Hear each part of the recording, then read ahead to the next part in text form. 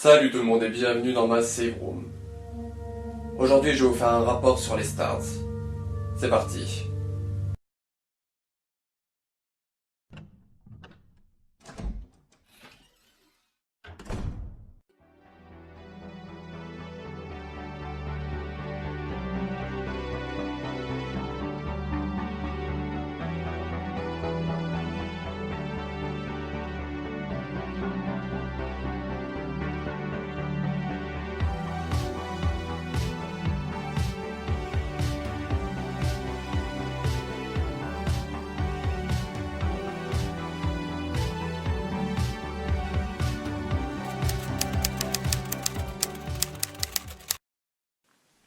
Rapport sur les stars. Nom, Special Tactics and Rescue Service. Acronyme, STARS. Fondateur, Michael Warren via le plan Bright Raccoon 21. Date de création, 1996. Total des effectifs, 12 personnes, plus un soutien lors des événements des Monts Harkley. Membres connus, Albert Wesker, capitaine des Stars, chef de l'équipe Alpha. Enrico Marini, second capitaine des Stars, chef de l'équipe Bravo. Chris Redfield, tireur d'élite, copilote, éclaireur de l'équipe Alpha. Kenneth G. Sullivan, chimiste, éclaireur de l'équipe Bravo. Barry Burton, responsable de l'armurerie, renfort de l'équipe Alpha. Richard Aiken, expert en communication, renfort de l'équipe Bravo. Jill Valentine, spécialiste en logistique, sécurité arrière de l'équipe Alpha.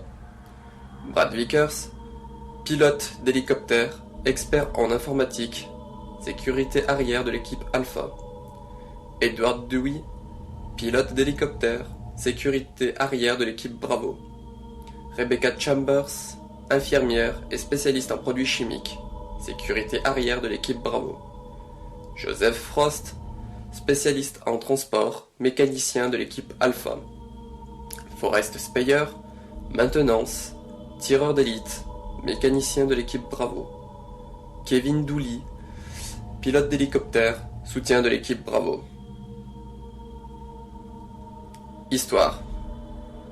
Les Stars ont été créés en 1996 afin de contrer le terrorisme et lutter contre l'augmentation des crimes violents. Sa création fut possible grâce au plan Bright Raccoon 21 lancé par le maire de Raccoon City, Michael Warren. L'équipe est sous l'égide du Raccoon Police Department, donc de Brian Irons, qui est le chef de la police. Comme Umbrella avait donné beaucoup dans le financement de ce plan Bright Raccoon 21, elle réussit à placer le docteur Albert Wesker en tant que capitaine devant Enrico Marini, ceci ayant pour but de pouvoir garder un œil sur les Stars. Les personnes recrutées sont pour certaines des anciens militaires ou des personnes avec un diplôme intéressant pour l'équipe, comme Rebecca Chambers. L'équipe se compléta pour atteindre 12 personnes en 1998. D'autres demandes d'adhésion sont faites, comme l'officier Kevin Ryman, mais sa demande fut rejetée car il a échoué les tests à 2 reprises. Certaines personnes, comme Kevin Dooley, peuvent être affectées en renfort si besoin. Les 12 membres sont divisés en 2 équipes, Alpha et Bravo, avec chacune un chef d'équipe, un éclaireur, un renfort, 2 sécurités arrière et un mécanicien. Le chef d'équipe commande son équipe sur le terrain. L'éclaireur a pour but l'inspection et la reconnaissance du terrain. Il est assisté par le renfort. La sécurité arrière a pour but d'établir le contact avec l'hélicoptère ou le quartier général. Enfin, le mécanicien doit entretenir les véhicules et les armes. Les équipes se relaient pour faire en sorte qu'il y ait toujours une équipe présente en cas d'urgence. Le 9 juillet 1998, suite à de nombreux cas de meurtre, disparition et de cannibalisme, les Stars rejoignent les policiers du RPD dans l'enquête. L'équipe Bravo part le 23 juillet dans les montagnes Harkley afin d'enquêter. Au bout de quelques heures sans nouvelles, l'équipe Alpha est envoyée. À la fin de la nuit, il resta que 5 survivants.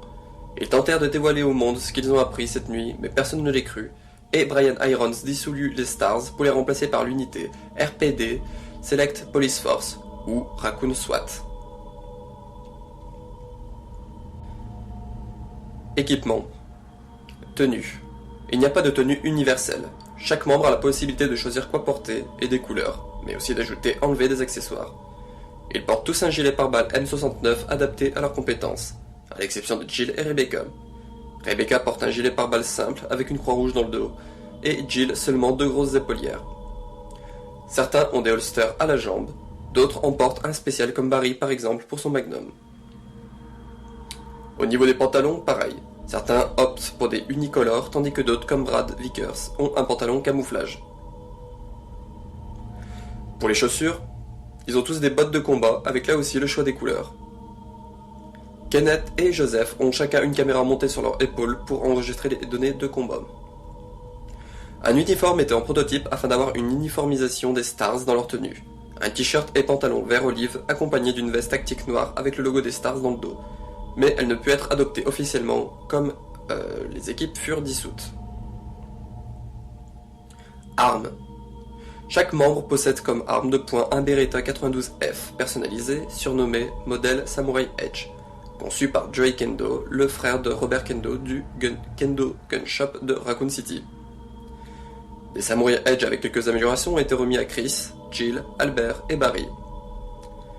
Si on se base à la photo de groupe et d'autres rapports, ils disposent aussi d'armes comme des pistolets mitrailleurs Eclair Koch MP5, Ingram 11 et des fusils d'assaut Bullpup Ster Hog. Certaines personnes portent des armes personnelles comme Barry Burton et son Magnum, ou des équipements spéciaux comme le taser qu'a Jill. Pour finir, ils avaient tous un couteau comportant l'emblème des Stars sur la lame.